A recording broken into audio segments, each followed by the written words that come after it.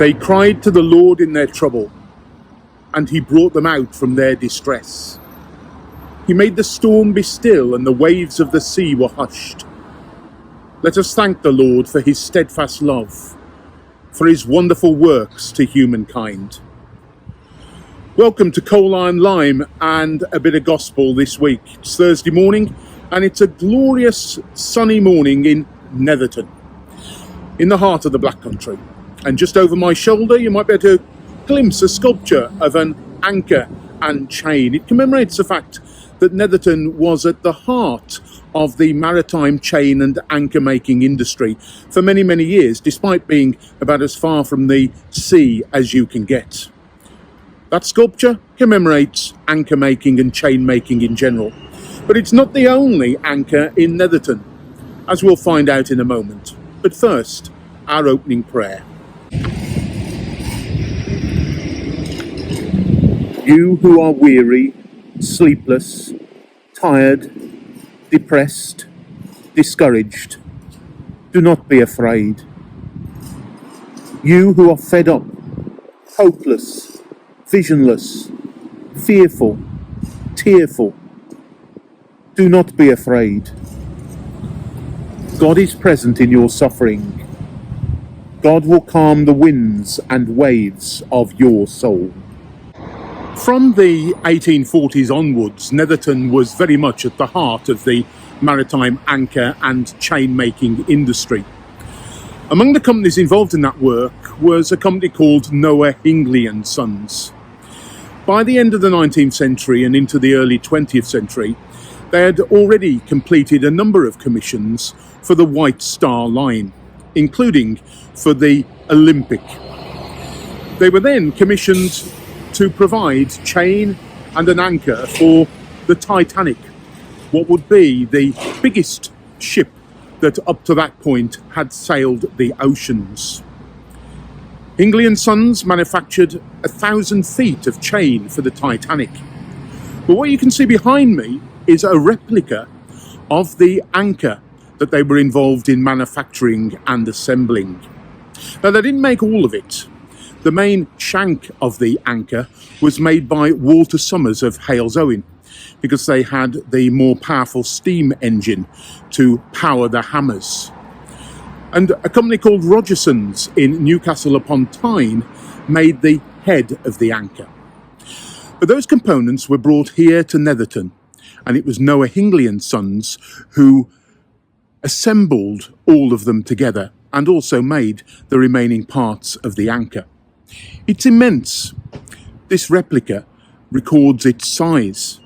It's 18 feet long and 10 feet wide.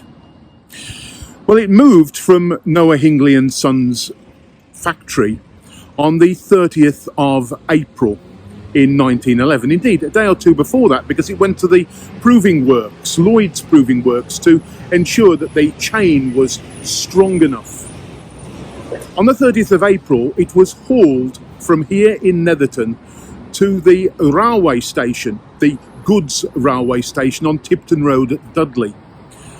8 horses were involved in almost all of that journey, but they were augmented by another 6 horses on the hilly bits, and the Black Country is surprisingly hilly, with another 6 horses in reserve, which is why people often talk about the 20 horses that hauled the Titanic's anchor through the Black Country.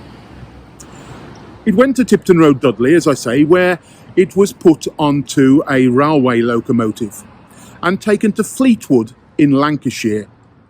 From there, it went by boat to Belfast, to the shipyard of Harland and Wolff, where it was fitted to the Titanic.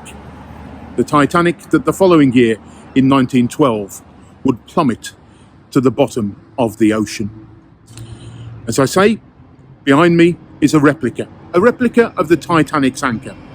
When it was first made, commissioned by Channel 4 for a programme they were making, it was installed at the Black Country Museum.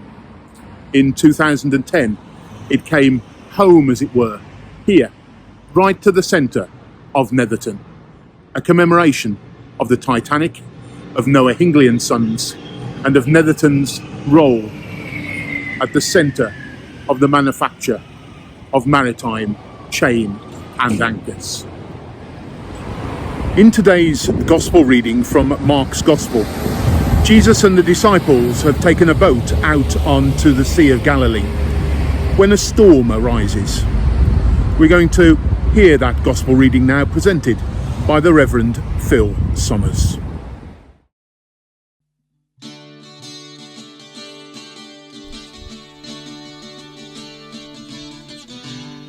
On that day, when evening came, he said to them, "Let us go across to the other side." And so, leaving the crowds behind, they took him with them in the boat just as he was. And other boats were with him. A great wind arose, and the waves crashed into the boat, and the boat was already filling up with water. But he was asleep at the back on a cushion. They woke him up and said to him, "Teacher, do you not care that we are drowning?" And he woke up and he shouted down the wind, and he spoke to the sea, saying, "Peace, be still." And the wind died down, the sea became calm. And he said to them, "Why are you so afraid? Have you still no faith?" And they knew that this was awesome. And they said to each other, "Well, who is this? That even the winds and the waves do what he says."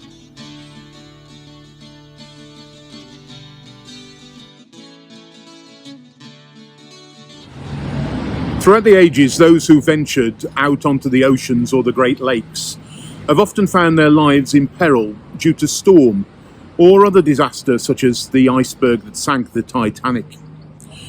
But we also use that word storm to describe other things that we find in life, situations we find difficult, times of anguish and illness, times of bereavement, division and argument.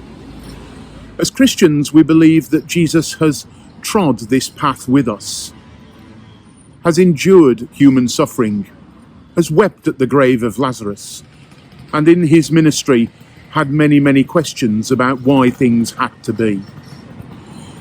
I'm going to read a meditation now taken from the United Reformed Church's prayer handbook for this year, 2024.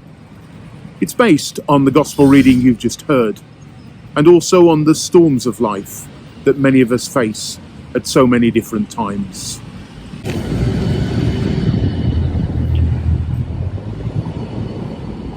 Jesus and his disciples drift in the little boat, light fading as evening falls on the Sea of Galilee. Suddenly a storm brews, wild and terrifying. Jesus rises, standing with the disciples in their terror, soothing the storm until all is still. Perhaps we identify with the disciples' feelings, moments when we have known great fear, crying out in distress, "Jesus, don't you care?" Help us remember this story, Jesus, when we are afraid, and in the beautiful message it offers, peace enfolding us in the quiet of your loving calm. Come to me, and I will give you rest. Your love speaks always to our hearts. Wherever life takes us, facing challenges or joy, possessing little or nothing, in you we have everything. The stormy waters cease, and quietness comes, bringing the gentleness of your healing comforts. Perhaps the secret of strength lies in stillness, deep in the depths, beneath all turmoil and sorrows in life.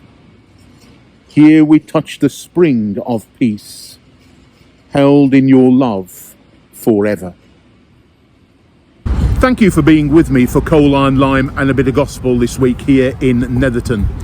This location where the anchor is an immaculately kept space. There's a volunteer working away in the background at the moment, getting all the weeds out of the path. In the week that lies ahead, take care, stay safe, and remember that the best of all, God is with us.